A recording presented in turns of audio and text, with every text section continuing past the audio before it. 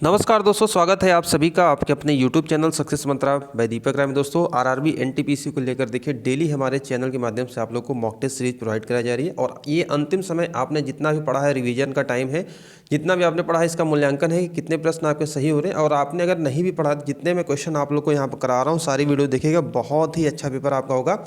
और इस सीरीज में देखिए एक नई श्रृंखला में शुरू कर रहा हूँ T20 की। डेली आप लोग को 20 महत्वपूर्ण प्रश्नों के हर टॉपिक पे, हिस्ट्री, ज्योग्राफी, इकोनॉमिक्स और अदर जो भी चीज़ें हैं सब पर 20-20 प्रश्नों की डेली सीरीज मिलेगी। और इसकी अगर आप PDF चाहते हैं तो हमारे वीडियो डिस्क्रिप्शन बॉक्स में लिंक है, हमारे टेलीग्राम चैनल से जुड़ सकते हैं, ग्रुप से जुड़ सकते हैं, वहाँ पर हम इसकी PDF भी आप लोग को प्रोवाइड करा देंगे।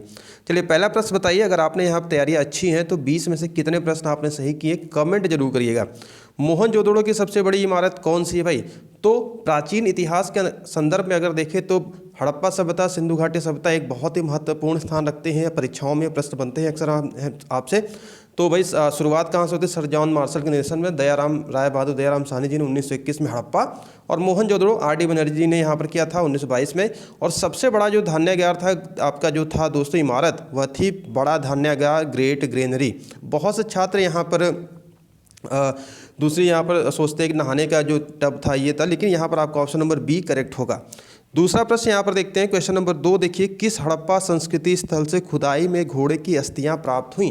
तो दोस्तों जो प्रश्न आपके बनते हैं, अगर सैंधव सभ्यता, हड़प्पा सभ्यता से बनते हैं प्रश्न, तो कहाँ से क्या क्या चीज़ें पाई गई हैं और कौन उससे संबंधित था, अक्सर ऐसे प्रश्न बनते हैं। और हड़प्पा में घोड़ों की अस्थियाँ जो प्राप्त हैं दोस्तों, कहाँ से?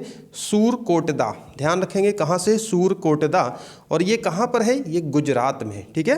क्वेश्चन नंबर 3 देखते हैं। तीसरा प्रश्न देखिए, प्राचीनतम ज्ञात गोदी कहाँ पर खोज की गई है? तो दोस्तों प्राचीनतम ज्ञात गोदी यानी कि गोदी बड़ा डॉकयार्ड, ठीक है, ये आपके हड़प्पा सभ्यता से लोथल, और लोथल कहाँ पर है? गुजरात में है और भोगवा नदी के किनारे है। यहाँ से अक्सर प्रश्न पूछे जाते हैं। क्वेश्चन नंबर 4 की ओर बढ़ते हैं। भारतीय गणित का उद्गम पाया जा सकता है? तो दोस्तों भारतीय गणित का जो उद्गम है, जो उसका स्रोत आगे कह सकते हैं, कहाँ से पाया जाता है?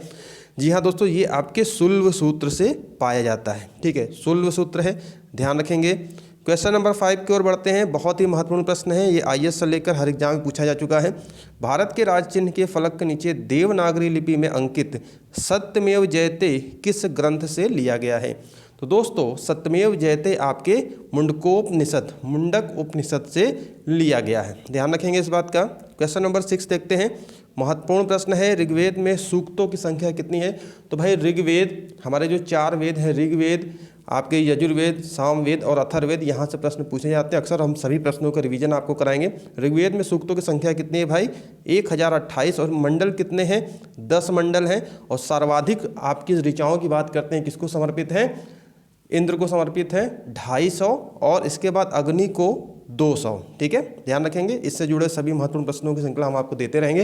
ये पहला पार्ट है और आगे इसी तरीके से आपके एग्जाम तक में सारी चीज़ें हम आपको रिवाइज कराते रहेंगे। चलिए अगला प्रश्न देखते हैं।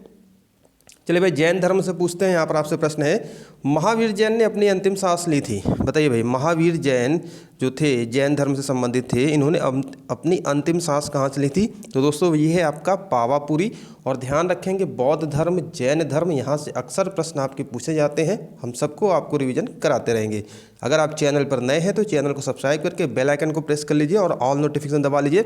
साथ ही साथ आप हमारे टेलीग्राम ग्रुप और चैनल से जुड़ जाइए, जहाँ पर अगर आपको नोटिफिकेशन नहीं मिलती है तो हम वीडियो आपको शेयर कर देंगे, PDF भी आप लोग को वहाँ पर मिल जाएगी। चलिए भाई बताइए, त्रिरत्न की अवधारणा किससे संबंधित है? तो भाई त्रिरत्न, यहाँ पर ध्यान रखेंगे, क्या ये बौद्ध है, जैन है? सही जवाब है दोस्तों त्रिरत्न। ठीक है, ऑप्शन नंबर यहाँ पर क्या हो जाएगा? ऑप्शन नंबर बी यहाँ पर करेक्ट हो जाएगा, जैन। और दोस्तों अगर त्रिरत्नों की बात करें तो ये जैन धर्म से संबंधित हैं, जिनमें आपका क्या आता है? सम्यक ज्ञान, सम्यक दर्शन, सम्यक आचरण, ये 3 रत्न थे, ध्यान रखेंगे। सम्यक ज्ञान मतलब सत्य में विश्वास, सम्यक दर्शक मतलब आपका होता है वास्तविक ज्ञान, और सम्यक आचरण की अगर हम बात करते हैं तो सांसारिक विषयों से उत्पन्न सुख दुख के प्रति संभाव। तो ये आपके जैन धर्म से है। बहुत सारे छात्र बौद्ध धर्म यहाँ पे एग्जाम लगा के आ जाते हैं, तो इसको सही कर लीजिएगा आप लोग। चलिए कलिंग युद्ध किस वर्ष में हुआ था? तो भाई अशोक का हृदय परिवर्तन इसी युद्ध से हुआ था, कलिंग युद्ध से, और यह आपका 261 BC में हुआ था। ठीक है, कलिंग युद्ध का वर्णन कहाँ पे मिलता है, ये भी आपसे प्रश्न पूछा जाता है। तो भाई ध्यान रखेंगे हाथी गुम्फा अभिलेख। ठीक है, हाथी गुम्फा अभिलेख से इसका वर्णन मिलता है, जहाँ पर ये आपका 261 BC में हुआ था। 10वां प्रश्न यहाँ पर देखते हैं, मौर्य राजवंश का अंतिम राजा कौन था। बहुत बार एग्जाम में दोस्तों, वनडे एग्जाम में पूछे जाते हैं, आरआरबी की तरफ से, अदर एसएससी की बात करते हैं हर एग्जाम में। तो दोस्तों मौर्य राजवंश का अंतिम जो राजा था वह बृहदत्त था। और इसकी हत्या किसने की थी? पुष्यमित्र शुंग ने की थी। और हत्या करने के बाद शुंग वंश की नींव डाली थी। तो शुंग वंश का संस्थापक कौन था? आपका पुष्यमित्र शुंग था। बृहदत्त की हत्या करने के बाद मौर्य वंश के बाद शुंग वंश यहाँ पर आता है। दोस्तों आगे बढ़ने से पहले आप सभी छात्रों एक उपयोगी जानकारी, मैं अनअकैडमी पर एक वेरीफाइड एजुकेटर और अनअकैडमी जैसा कि आप सभी जानते हैं इंडिया का लार्जेस्ट लर्निंग प्लेटफॉर्म, जहां पर आप घर बैठे सभी एग्जाम की तैयारी कर सकते हैं। और ये मेरा रेफरल कोड है, अगर किसी भी आप कोर्स में एनरोल होना चाहते हैं सक्सेस मंत्रा रेफरल कोड का प्रयोग करेंगे 10% का डिस्काउंट मिल जाएगा। और मेरी बिल्कुल फ्री क्लासेस आप यूपीपीएससी यूपीडब्ल्यूएससी कैटेगरी पर देख सकते हैं। और साथ साथ अगर आपको सब्सक्रिप्शन लेना होगा तो आप सब्सक्रिप्शन ले सकते हैं 10% के डिस्काउंट पर। ये सारे courses UP PCS, state PCS से लेकर यूपीएसआई, लेखपाल, बीईओ, जेल वार्डन सभी की क्लासेस यहाँ पर चल रही हैं, जिसके लिए आप लोग को एक सिंगल एक्टिवेशन लेना होगा। मेरी प्रोफाइल का लिंक नीचे है, मेरी फ्री क्लासेस का लिंक भी आप लोग को नीचे है, जहाँ पर निःशुल्क आप देख सकते हैं। इनवाइट कोड में सक्सेस मंत्रा का प्रयोग जरूर करिएगा। ये पीसीएस का बैच देखिए 9 दिसंबर से ये नया बैच लॉन्च हुआ है, साथ ही साथ आरओ का फाउंडेशन कोर्स है। इसके बाद जेल वार्डर का रिवीजन बैच और यूपीएसआई जो भर्ती आने वाली है करीब 10,000 पदों पर, तो बम्पर भर्ती है, तो बिल्कुल इसका लाभ उठाइए घर बैठे इंडिया के टॉप एजुकेटर के माध्यम से। और ये प्लान है, अगर आपकी जो इच्छा है प्लान आप ले सकते हैं, लेकिन अगर आप 12 महीने या साल भर अगर आप यहाँ पर समय देते हैं बहुत अच्छी तैयारी कर सकते हैं, क्योंकि एक ही फीस में सभी एग्जाम की तैयारी यहाँ पर आप कर सकते हैं, पीसीएस से लेकर आप एसआई तक, लेखपाल तक। तो कैसे लेना हो, आप लोग को अनअकैडमी का लर्निंग ऐप डाउनलोड करना है, जिसमें आप लोग को यूपीपीएससी यूपीडब्ल्यूएससी कैटेगरी या किसी अन्य कैटेगरी का भी आप लेना चाहते हैं तो इस रेफरल कोड का प्रयोग जरूर कर लीजिएगा, जिसमें आप लोग को 10% का डिस्काउंट मिल जाएगा। साल भर की फीस देखिए 7,000 रुपये है, जिसमें से रेफरल कोड सक्सेस मंत्रा अप्लाई करेंगे 10% का डिस्काउंट हो जाएगा और प्रोसीड कर देंगे। और सारी क्लासेस आप यहाँ पर देख सकते हैं। तो बहुत यहाँ पर कह सकते हैं आप सभी के लिए बहुत सारी क्लासेस यहाँ पर रेगुलर चलती हैं, उपयोगी क्लासेस है बिल्कुल मिनिमम फीस में। तो जल्द से जल्द इसको सब्सक्राइब करिए और प्रोफाइल के मेरा लिंक जो वीडियो डिस्क्रिप्शन बॉक्स में आप उसको जरूर देखिएगा। चलिए आगे बढ़ते। चलिए 11वां प्रश्न है यहाँ पर आप सभी के सामने, प्राचीन भारत का वह प्रसिद्ध शासक कौन था जिसने अपने जीवन के अंतिम दिनों में जैन धर्म को अपना लिया था। ठीक है, तो दोस्तों जैन धर्म को अपने जीवन के अंतिम दिनों में जैन धर्म को अपना लिया था। और जैन धर्म की एक विधि होती है संलेखना विधि से देह त्याग किया था, मृत्यु मतलब कह सकते हैं एक यहाँ पर भोजन को त्याग दिया जाता है। और वह दोस्तों कौन था? जी हाँ, चंद्रगुप्त। ऑप्शन नंबर यहाँ पर क्या हो जाएगा? ऑप्शन नंबर सी करेक्ट हो जाएगा। नेक्स्ट प्रश्न देखते हैं, 12वां प्रश्न है, भारत पर सर्वप्रथम मुस्लिम आक्रमणकारी कौन थे। तो दोस्तों मध्यकालीन इतिहास की बात करते हैं, जहाँ प्राचीन काल खत्म होता है तो मध्यकाल आता है। मध्यकालीन इतिहास में बात करते हैं तो मुगलों का जो आक्रमण होता है और अदर मुस्लिम आक्रमण होते हैं। तो इसमें देखते हैं सबसे पहले किन्होंने आक्रमण किया था। तो दोस्तों सबसे पहले अरब का एक आक्रमणकारी कौन था? मोहम्मद बिन कासिम। ठीक है, मोहम्मद बिन कासिम कब आया था भाई? 712 में। मोहम्मद बिन कासिम 712 में आया था, इसने भारत पर सबसे पहले आक्रमण किया था। ऑप्शन नंबर सी यहाँ पर करेक्ट हो जाएगा। क्वेश्चन नंबर 13 देखते हैं, निम्नलिखित में से कौन राजा मोहम्मद गौरी द्वारा चंदावर के युद्ध में पराजित किया गया था। तो भाई इतिहास के जो युद्ध हुए हैं यहाँ से प्रश्न पक्के बनते हैं, सभी की हम आपको तैयारी कराएंगे। और देखिए भाई चंदावर का युद्ध कब हुआ था ये आप लोग नीचे कमेंट करके मुझे बताइएगा, मैं अगले वीडियो में बता दूंगा। लेकिन चंदावर का युद्ध कब हुआ था सभी लोग कमेंट करेंगे। और इसमें हार किसकी हुई थी? जयचंद की हुई थी। ऑप्शन नंबर यहाँ पर बी करेक्ट है।